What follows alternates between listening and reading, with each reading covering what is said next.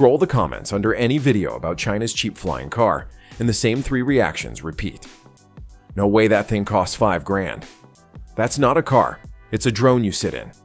160 kilo payload rules out half of America. They're right to be suspicious, but they're aiming all of it at the wrong machine. Because while everyone argued about a glorified drone, China quietly finished a factory for a flying car that folds into your trunk. Let's start with the objection that refuses to die, because it's the most important one. It's not a flying car, it's just a drone you can ride in. And honestly, for most of the viral clips you've seen, that's completely true. The cheap headline-grabbing eVTOLs are pilotless pods. No steering wheel, no throttle, no pedals. You don't drive them anywhere. You climb in, an autopilot lifts you straight up, carries you a few kilometers, and sets you straight back down. That's an autonomous air taxi. It's a genuinely remarkable piece of engineering. But calling it a car is exactly the bait and switch the comment sections keep calling out, and they're not wrong too. So before we go further, let's set an honest bar. A real flying car is something you can actually drive on a public road and then fly through the air. Not one or the other, both. And by that strict definition, almost nothing you've been shown qualifies. Almost nothing. There's one exception, and it's the machine nobody bothered to put in the thumbnail. Now meet the machine that actually clears that bar. It's built by XPeng Aero HT, the flying car arm of the Chinese EV giant XPeng, and it's called the Land Aircraft Carrier. The name is the entire idea in 3 words.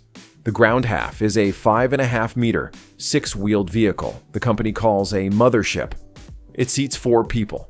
It runs a range extender powertrain, the same kind of tech powering China's long-distance EVs, and it's compact enough to slot into a standard parking space. And here's the detail that snaps the drone argument in half. You can drive it on a public road with a standard C-Class license. The same ordinary license you use to pass your driving test. No pilot certificate, no special aviation category, no trip to an airfield. It is, by any honest measure, anyone in those comments would accept. A car. It even made its first public flight at the Zhuhai Air Show in late 2024, and XPeng bills it as the first mass-produced modular flying car in China. And it claims, the world. The flying part is what's hiding in the back, and that's where it stops looking like anything you've ever owned. So what exactly is in the back? A complete 2-seat aircraft, folded down and tucked into the rear of the vehicle, like cargo. It's a 6-rotor electric aircraft with a dual-duct design, built heavily out of carbon fiber to keep the weight down, with rotor blades and arms that fold flat so the whole thing fits inside the truck. When you reach an open space, the module rolls out the back, the arms and rotors unfold, and in roughly 5 minutes, it's ready to lift off. Think about what that sequence actually means. You drive your family across town like any other day. You pull into a clear field. You unpack an aircraft out of your own vehicle, and you take off. That single motion is the answer to every "it's just a drone" reply in the thread. A drone can't drop your kids at school and then carry you over the traffic. This thing is engineered to do both, and that duality is the whole point. XPeng has been chasing it since 2013, pouring in something on the order of $600 million through years of failed designs and roughly 7 full iterations, before they finally gave up trying to build one impossible machine and split the car and the aircraft into 2 cooperating modules instead. Then comes the second wave of skeptics, the ones replying, "There is not a chance in hell that's 5 grand." And they're right too, so let's be honest about the number instead of dodging it. The Land Aircraft Carrier does not cost $5,000. The $5,000 machines floating around in titles are the bare pilotless pods, and even those prices are shaky at best. The genuinely certified passenger pods aren't cheap either, but we'll get to those. This vehicle is priced at under 2 million yuan, which works out to roughly $280,000 US. One commenter joked that the price of his $45,000 car could have bought him 9 flying cars. Not this one, it couldn't. But hold that number up against something familiar before you flinch. A Lamborghini Huracan runs you somewhere between $200,000 and $280,000, and for all that money, it cannot leave the ground for a single second. For the same price, China is offering you a 4-seat vehicle that drives like a car on Monday and lifts off like an aircraft on Sunday. Look at it another way. Buying a high-end luxury SUV and a separate light aircraft would cost you far more before you've paid a cent in hangar fees, and you still couldn't fold one into the other. Suddenly, the number stops sounding insane and starts sounding like a category that simply didn't exist a year ago. And here is exactly where the "it's vaporware, the price will never be real" argument starts to crack, because people are already paying it. After the land aircraft carrier's first public flight at the Zhuhai Air Show in late 2024, Xpeng reported more than 2,000 orders almost immediately. By the time it rolled onto the floor at CES in Las Vegas at the start of 2025, that figure had climbed past 3,000 intent orders. And as of early 2026, the company says it is sitting on roughly 7,000 orders globally. Now read that carefully, because this is the part the skeptics miss. These are not all hobbyists leaving heart emojis in the comments. They include enterprises, tourism operators, even a safari company that wants a fleet, and around 600 orders out of the Middle East alone. The thousands of orders in the headline isn't a marketing flourish. It's a real backlog the company now has to actually fulfill, which raises the question every doubter eventually lands on. Can they even build them? This is the part almost everyone skips on the way to the next outrage comment, and it's the one that actually matters most. Xpeng hasn't just published a render. The company has already completed a dedicated manufacturing facility in Guangzhou with the capacity to build up to 10,000 units a year. And according to people who've toured it, pre-production vehicles are being assembled on the line right now. Xpeng is targeting its first customer deliveries for 2026, with full-scale delivery rolling into 2027, all while it works its way through airworthiness certification with China's aviation regulator. So sit with what that means for a second. The bottleneck isn't the machine anymore. It isn't the money, and it isn't the orders. The factory can physically build these faster than regulators can clear them to fly. The only thing standing between that backlog and the open sky is permission. And permission is precisely where the loudest fear in every comment section comes roaring in. We can't even drive on the roads. Can you imagine these things flying around? Some version of that comment sits under every single one of these videos, and it cuts straight to why this entire technology is shaped the way it is.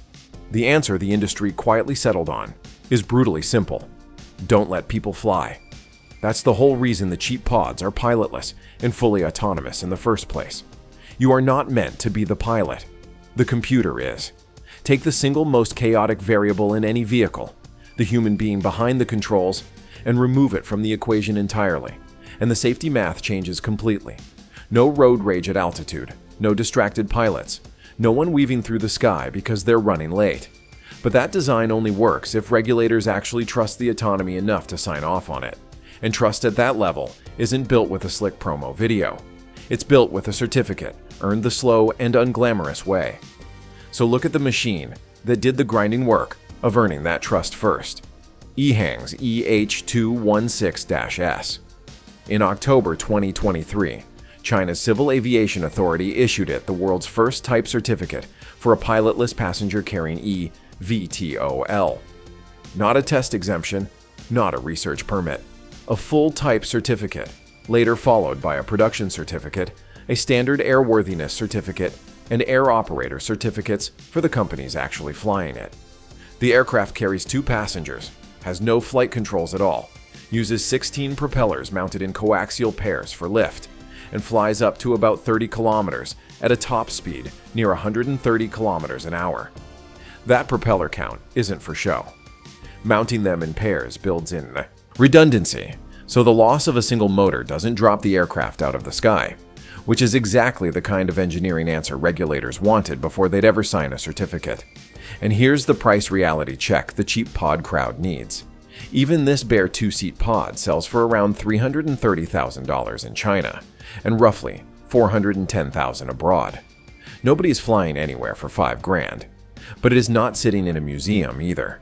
Ordinary tourists in Guangzhou and Hefei have bought tickets and taken real sightseeing flights in it, climbing into a pod with 0 controls and trusting it completely. Those weren't one-off demos for the cameras. They are commercial routes, with operators holding the certificates to run them and city governments racing to host the launch sites. Real passengers, real tickets, real flights, happening right now. One tourism company alone, Zishan Tourism, placed an order for 50 units worth over $15 million, with a plan for hundreds more after that. That is the regulatory and public trust scaffolding the entire Chinese industry, Xpeng included, is now building on top of. Nobody clears the second hurdle until somebody clears the first. And it's worth pausing on who actually wants these, because the comments give that away too. For every person mocking the payload, there's another one saying they wish they were younger so they could buy one in a heartbeat, or that they'd take one fishing in a second, or simply that the Jetsons finally arrived. One viewer said they wouldn't just buy one, they could live in it. Another pointed out the real use case. Nobody markets, in places where roads are bad or barely exist, a vehicle that simply flies over the gap makes more sense than waiting decades for infrastructure. The same way much of the world skipped landlines and jumped straight to mobile phones. That desire is real and practical, and it's exactly what a 7,000 order backlog is made of. But the same comment threads also surface the cost nobody puts in a title. The insurance alone will be insane. One of the most liked replies warns, and that one is fair. A vehicle that drives and flies sits in a category insurers have barely begun to price, and the sticker is only the beginning of what ownership will really cost. Being honest about that is the difference between hype and a clear-eyed look at where this is genuinely headed, which finally answers the comment that stings the most for everyone watching outside China. Sure, but tariffs and import bans mean it'll never reach me anyway. And the honest answer is that, for now, you're mostly right. The first wave is unapologetically China first. Xpeng has launched an international brand called Airage and is targeting markets like the Middle East around 2027. But most of the West is still tangled in its own approval process with no clear finish line. One of the most liked comments on these videos puts it bluntly. The West is better at writing regulations and stifling innovation, while China kicks the door to the future wide open. You don't have to agree with the politics to see the pattern. The vehicle already exists. The factory already exists. The certificates already exist. The only thing missing across most of the world is the airspace rulebook that would let any of it actually take off. So why is it China clearing this bar first, and not the country that's been promising flying cars in magazines for over a century? It comes down to two advantages the comments almost never mention. The first is the supply chain. China already dominates electric vehicle manufacturing, and more importantly, it dominates battery technology, which is the single hardest and most critical component in any eVTOL. Roughly half of all eVTOL models in the world right now are Chinese, with the United States trailing at around 18% and Germany near 8%. The second advantage is simpler. The government decided this would happen. China's so-called low-altitude economy crossed 500 billion yuan in 2024, and officials project it will reach 1.5 trillion yuan in 2025 and blow past 3.5 trillion by 2035. Beijing has formally named the low-altitude economy a strategic emerging industry, and local governments have piled in behind it, with one Guangzhou district alone setting up a low-altitude venture fund targeting 10 billion yuan. When a government wants an industry to exist that badly, the airspace rules get written to follow the factories instead of being used to block them. That single difference in posture is most of the story, and it's the century of broken Western promises never had. So let's circle all the way back to that very first complaint, the one about 160 kilos of payload, and whether any of this is even remotely practical. On a single cheap pod, that's a fair shot, and you're right to take it. But zoom out, and you're missing the actual scale of what's being assembled here.